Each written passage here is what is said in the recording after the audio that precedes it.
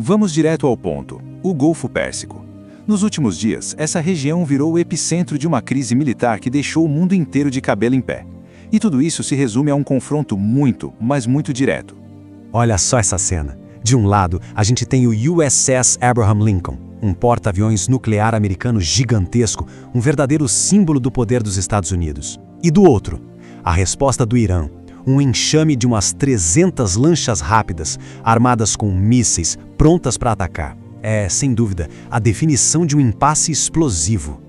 E por trás de toda essa movimentação militar, tem uma declaração política bem clara. O então presidente Trump, na época, ligou essa presença militar a uma promessa de ajuda direta aos manifestantes iranianos.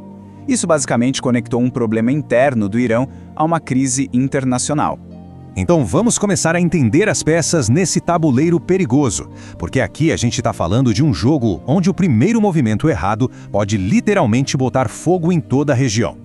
O centro de tudo isso é o Estreito de Hormuz. Pensa nele como se fosse a artéria principal da economia global. Cerca de 20% de todo o petróleo do mundo passa por essa faixa de água super estreita. Quem controla Hormuz, na prática, tem o dedo no interruptor da economia mundial. É simples assim. Mas calma aí, como é que a gente chegou nesse ponto de ter navios de guerra se encarando? Para entender isso, a gente precisa primeiro dar uma olhada no que estava acontecendo dentro do Irã. A faísca para essa crise toda foi, na verdade, interna. Começou com protestos por causa da economia, que estavam afundando o país, e rapidinho isso virou um movimento nacional gigantesco que desafiava o próprio regime. E a reação do regime, bom, não foi só dura, foi descrita como brutal e sem precedentes. Isso prepara o terreno para a gente ver alguns números que são sinceramente chocantes. Pensa nesse número, quase 6 mil mortos. E isso é só o que foi confirmado por uma única agência de direitos humanos. Milhares de outras mortes ainda estão sendo investigadas. Não é só uma estatística, né? É o custo humano dessa repressão. E não foram só as mortes. Mais de 41 mil pessoas foram presas. E para tentar esconder essa repressão em massa, o regime fez uma coisa radical. Simplesmente desligou a internet em quase todo o país. Então a pergunta que não quer calar é: como é que uma crise interna, protestos nas ruas, se transforma num impasse militar internacional com potencial para uma guerra de proporções globais? A resposta para essa pergunta veio na forma de poder militar. Os dois lados começaram a mover suas peças no tabuleiro, se preparando para um conflito que podia ser em grande escala. Os Estados Unidos não mandaram só um porta-aviões. Foi uma mobilização completa. Caças, drones de vigilância e uma ponte aérea logística com dezenas de aviões de carga. Era o tipo de preparação que, historicamente, a gente vê antes de uma guerra na região. Todas as ferramentas para um ataque estavam ali a postos. E a resposta iraniana foi igualmente clara e desafiadora. A mensagem não era de recuo, mas sim de que eles estavam prontos para uma retaliação massiva, prometendo uma guerra que fugiria ao controle. Isso nos leva a duas doutrinas de guerra, que são completamente diferentes. Os Estados Unidos confiam no seu poder convencional esmagador, porta-aviões, jatos de última geração.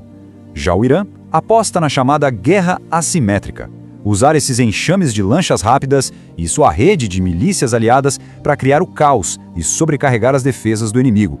Com tanto poder de fogo assim de ambos os lados, a pergunta é óbvia: por que a guerra ainda não começou? Acontece que existem alguns freios muito poderosos nessa história, e alguns deles, bem, inesperados. Então, que freios são esses? O primeiro grande freio veio de onde talvez menos se esperava, dos próprios aliados árabes dos Estados Unidos na região. Liderados pela Arábia Saudita, eles pressionaram Washington. O medo deles, que um ataque paralisasse o mercado de petróleo e que as cidades e refinarias deles fossem os primeiros alvos da retaliação do Irã. O segundo freio veio de dentro de Washington mesmo. Analistas militares começaram a apontar que o objetivo de proteger manifestantes não é algo que se resolve com um ataque militar.